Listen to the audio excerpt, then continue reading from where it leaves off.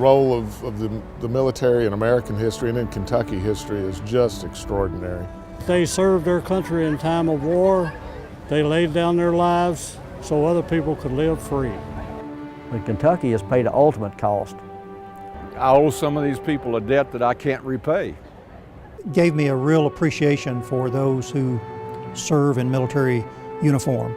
Well, toward the end, I was wondering a little bit if I'm going to make it or not, because there was only 2 of us left. And that's one thing, the veteran wants to help each other. Kentucky is rich in history of untold stories of individual valor, selfless act of heroism, and true patriotism. The men and women of Kentucky's military faced grave dangers and overcame them time and time again. It became clear that it was our turn as legislators to do our part. The General Assembly has always worked on a bipartisan basis in support of veterans. If there's one issue that Kentucky has that has no partisanship, it's our veterans.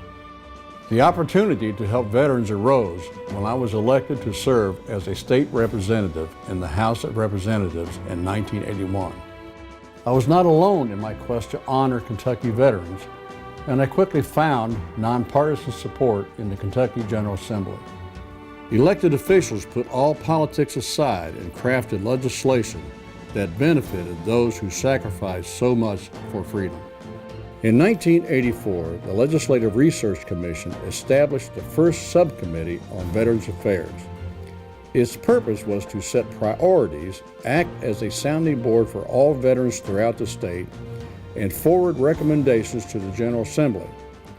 The subcommittee's motto was "Daring to Dream." Representatives and senators worked across the aisle to secure funding to build new nursing homes, cemeteries, memorials, and monuments. I am forever grateful for the partnerships that were formed for the sole purpose of serving those who served our country.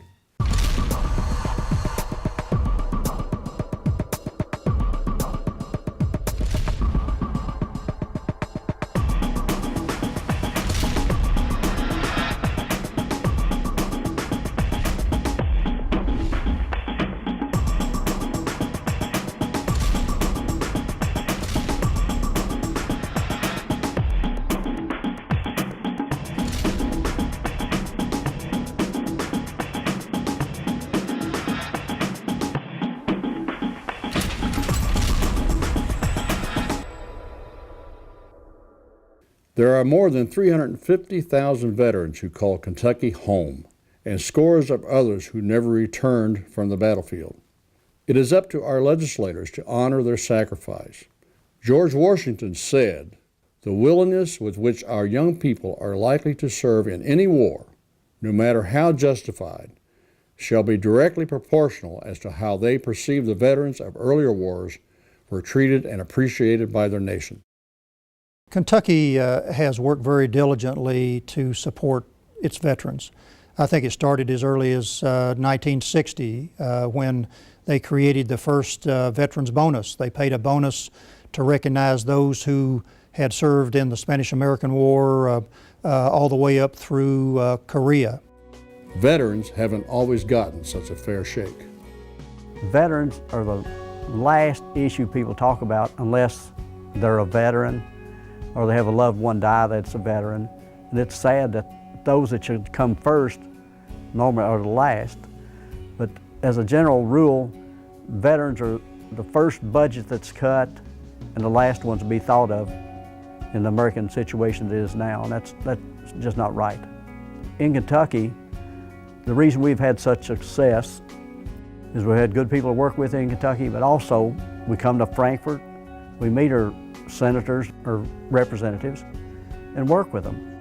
We've been very lucky in the state of Kentucky to have senators and representatives that have someone in the military in their family, and they have some feeling, some passion for the veteran. Well, I think Kentucky as a whole honors its veterans exceptionally well, and by doing so, we commemorate what they have done for this nation and this state. I flew 66 missions, completed 66, and 2 of them were bomber escort. The other 64 were dive bombing, strafing, close support of the infantry, looking for trucks and trains or anything moving on the Autobahn. Even though Kentucky has a long tradition of honoring its veterans, I am often reminded of our painful past when Vietnam veterans were greeted with waves of hostility. Although I did not go to Vietnam, I served in the Kentucky National Guard from 1962 to 1968. My personal experiences during the Vietnam era have influenced me to do whatever I can to change how soldiers are treated and welcomed when they come home. I often say, when I meet a veteran from Vietnam, welcome home, soldier. In 1984, the Kentucky General Assembly created the Memorial Foundation to raise money for a monument to honor those Kentuckians who never made it back alive from Vietnam. In 1987, the Commonwealth of Kentucky donated the land for one of the most visually stunning and moving memorials in the country, the Kentucky Vietnam Veterans Memorial. It is a beautiful memorial, and the General Assembly, donated the land to do that. The memorial is located off of Coffee Tree Lane on a hill overlooking the Kentucky State Capitol. The secluded area makes it eerily quiet. One can only imagine the chaos of officers and men screaming orders over the bullets, bombs, and helicopters.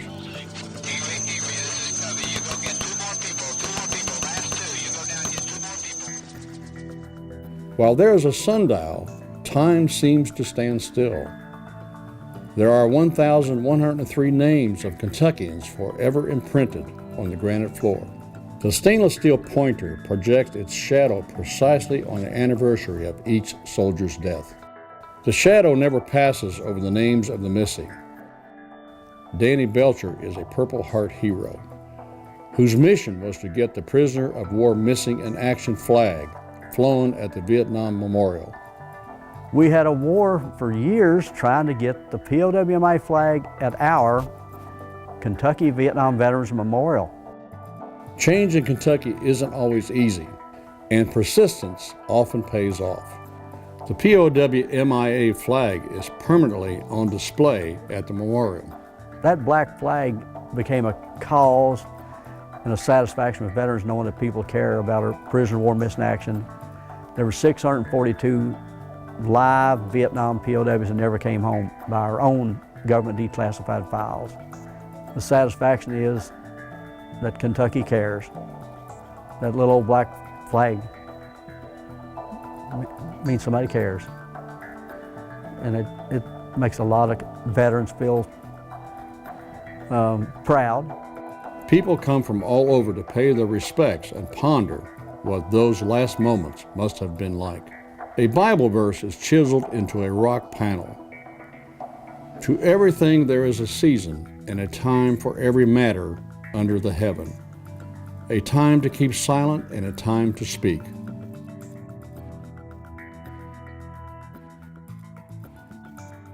This bracelet I wear is William Milliner from Louisville, Kentucky. In '71, he went down in Laos after it was declassified. If we don't do everything to bring our soldiers home after a war, we should never send them to war. Kentucky's elected officials didn't stop with the success of the monument. They forged ahead. They wanted to honor the Vietnam veterans the same as they honored those from previous wars. So in 1988, they passed a Vietnam Veterans Bonus Act, and over the next couple of years, we wound up paying around $32 million to around 100,000 Vietnam veterans. Kentucky recognizes its veterans through a lot of memorials. If you go into almost every county in Kentucky, and we have 120 counties, you will find a memorial of some sort recognizing veterans of one or more conflicts. And I think that's important because it allows individuals and children and citizens of each of those counties to go by and actually pay homage at various stages, whether it be Veterans Day or Memorial Day, to honor those veterans. Looking out from the state capitol parking lot, one can see a cemetery high atop a bluff off in the distance. The historic Frankfort Cemetery has some of the state's most notable memorials. Located on East Main Street, the Frankfort Cemetery overlooks the Kentucky River and the state capitol. This is not a military cemetery, but it is nonetheless filled with men and women who were pulled away from their familiar and comfortable surroundings and thrown into enemy territory. It wasn't a question of should I go, it was more of a patriotic duty that comes from freedoms being instilled in them at a young age. "I'll be back in no time, Mom," may have been a common utterance before departing. Or, "It's okay, Dad, don't worry about me. You taught me how to take care of myself."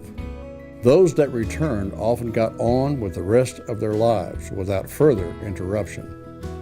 Those that did not are remembered here. Here at the state level, back in 1848, as early as 1848, the Kentucky General Assembly authorized funds to build the Kentucky War Memorial that's located in the Frankfort Cemetery here in Frankfort. It is something that the Kentucky General Assembly continues to fund the upkeep. It's called the State Mound, and it is cared for by those who run the Frankfort Cemetery. The Kentucky War Memorial hovers over the soldiers who died during the war with Mexico. Colonel Theodore O'Hara wrote a poem to honor those that lay dead.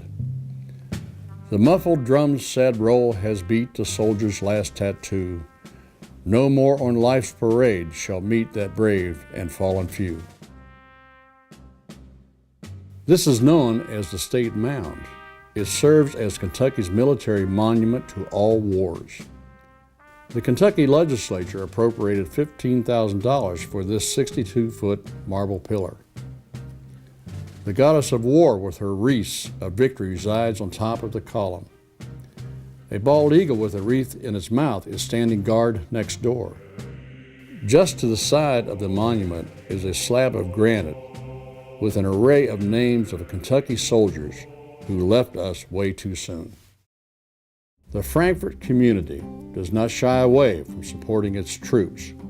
Only those with a similar love of country can understand the passion and enthusiasm that occurs on Veterans Day. Today is Veterans Day. It's a special day for all veterans. I just can't hardly explain it. In November, the old state capitol became filled with flags. Hundreds of people assembled to pay tribute to those who died preserving and protecting the core values and beliefs that Americans hold so dear. A cannon from the Civil War fit right in with the festive yet reverent atmosphere.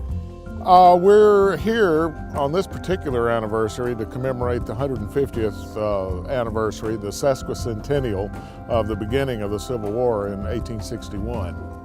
So we're setting up a reproduction Civil War artillery piece just to add a sesquicentennial flavor to the observance today. The role of the military in American history and in Kentucky history is just extraordinary. According to my logbook, we saw a German jet and our flight leader dived down on it and shot it down. And two fellows were in it and they bailed out. They had ejection seats, which we didn't have. They popped out of that plane like it was on a spring. So where would we be today if it were not for our veterans? Well, I don't know where we'd be without what our veterans have done, and I'm not even curious. I hate to think.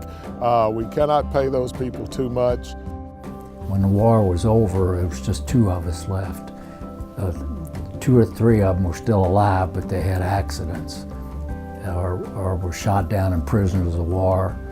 But all 12 of them went down out of our 14. There was also a solemn wreath-laying ceremony.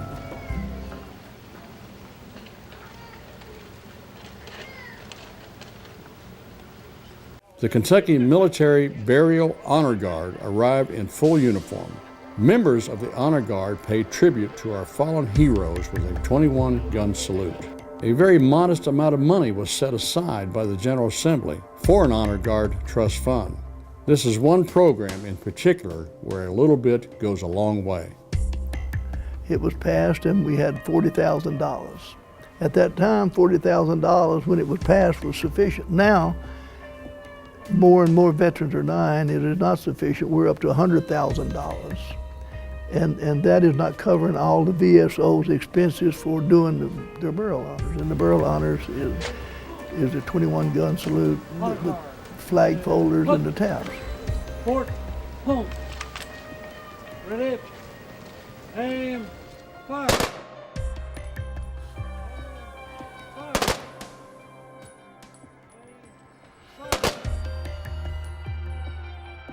When you fold the flag, fire the weapons and play taps, and then bend down and present the flag to a wife or a mother, it's just unbelievable.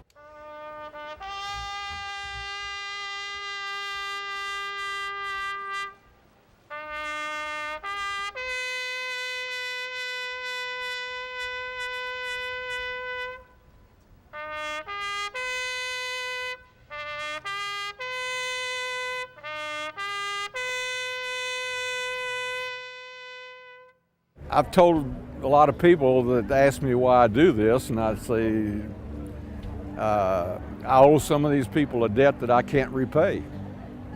Personally, I think the honors we do at Veterans Funeral ranks right up with the Congressional Medal of Honor. That shows that they served their country in time of war. They laid down their lives so other people could live free. We give our time. We give a half a day of our lives every time we attend a funeral. And without the help of the General Assembly, we could not have gasoline, buy uniforms, have them cleaned, repaired. It's an expense. But otherwise, the National Guard or the military would have to take members away from their groups to do it. So we feel like we are honoring the veterans. At the same time, we're saving the taxpayers' money. It's an honor to do it. Without the help of the General Assembly, this would be impossible. With more and more of our Kentucky servicemen and women passing away, it became a priority of the Kentucky General Assembly to draft a bill that created state veteran cemeteries. We didn't have an active state cemetery. So we decided, well, let's see if we can get enough of the veteran organizations, VSOs, to support a cemetery, which they did. So now we have 4 cemeteries in the state of Kentucky. We started off with 0, and now we have 4. With a lack of federal funding, my colleagues and I became even more driven to move ahead with the construction and operation of cemeteries to serve our fallen heroes. Kentucky Veterans Cemetery Central, situated on 98 acres in Radcliffe, Kentucky, is Kentucky's second such cemetery.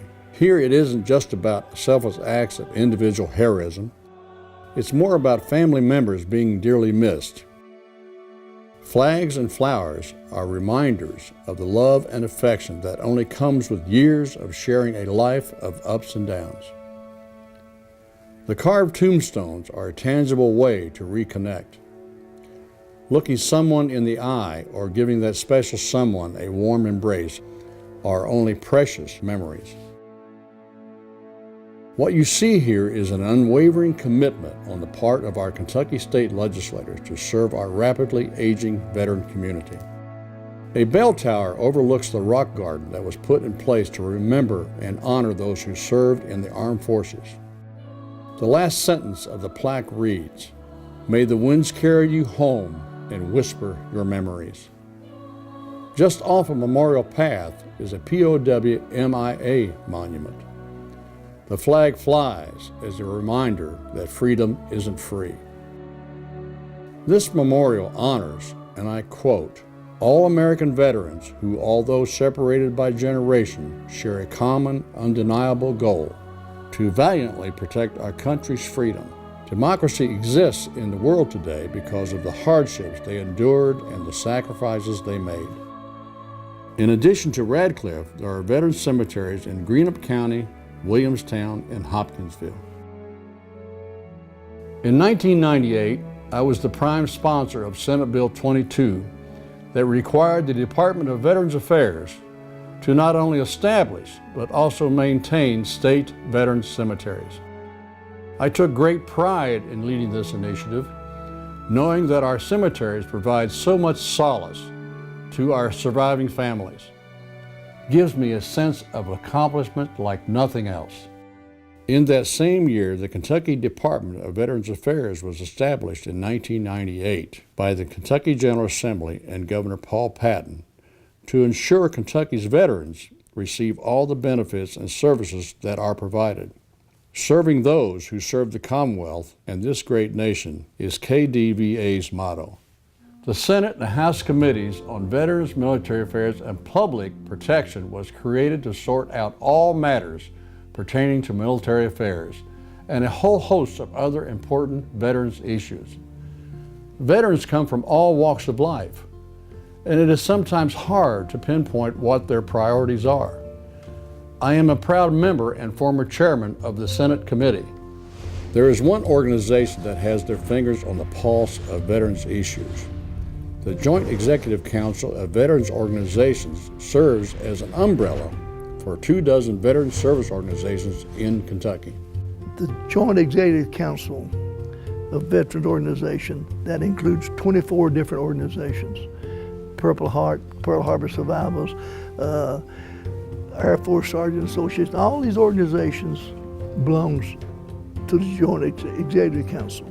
They bring their ideas, they bring their wants and needs, and they bring them to the board, and we go through them, and that's what we bring to the General Assembly. They collectively get together and as one voice speak to the issues that are critical to all veterans. A guy says, well, I want a license plate. I want to be recognized as a veteran. And the only way you're going to be recognized as a veteran if you have something on your vehicle, a license plate, or something that says, or a sticker in your window that said, I'm a United States veteran. And that's what they wanted. It meant a lot to them to get a recognition of that. We got our license plate program, and if without the license plate program, we would not have the Veteran Trust Fund. $5 of each license plate that a veteran buys goes into our Veteran Trust Fund. JECVO uncovered a growing sentiment that veterans wanted to be recognized for their service. As a result, the legislative branch brought forth a bill creating the Veterans License Plate Program. There are now more than 20 different license plates that identify those who served in military uniform. There are even plates that single out the shared sacrifice of moms and dads whose loved ones died in defense of this great nation. We have a legacy of honoring and taking care of veterans here in the state of Kentucky. And I've got to thank our legislators down here, both sides, for helping us when we ask for help, whether it be on the veteran license plate, which is a simple thing, or put the POWMI flag up at the Kentucky interstate rest areas. I found in Kentucky we're very fortunate because we do have good legislators, but also we have a good core group of veterans and supporters that are not veterans that come down here and do their part of being part of the government. Members of the original subcommittee of Veterans Affairs had a vision of providing a clean and comfortable place where our elderly patriots would be looked after. Our vets answered the call when our country needed them the most. It's only fitting that the state reciprocated. In 1986, the Kentucky General Assembly had authorized the construction of a veterans nursing home. The first function was to construct the Kentucky Veterans Center at that time. It's now named the Thompson Hood Veterans Center, but it was funded in 1988, so we oversaw the construction of that beautiful facility. Wilmore is a scenic town, just a short drive from Lexington. Every veteran who comes through the doors receives top-notch nursing care. We also designed in that facility the opportunity to take care of those who need special care, particularly those afflicted with dementia or Alzheimer's. General Assembly afterwards says, look, we can handle that one in the central part of Kentucky, but we still have a problem with veterans who need that level of care in eastern and western Kentucky. And so they ultimately funded the construction of a 120-bed home in western Kentucky, in Hanson, just outside of Madisonville, and one in Hazard, Kentucky. And I had the privilege of being able to oversee the initial construction of those two homes, and they are now currently up and running and doing exceptionally well. Sometimes your elected officials come together and actually get it right.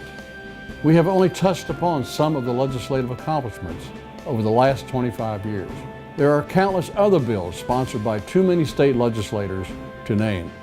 It is incumbent upon future legislators, no matter what political party affiliation, to continue to work together and address the veterans' issues of the next generation.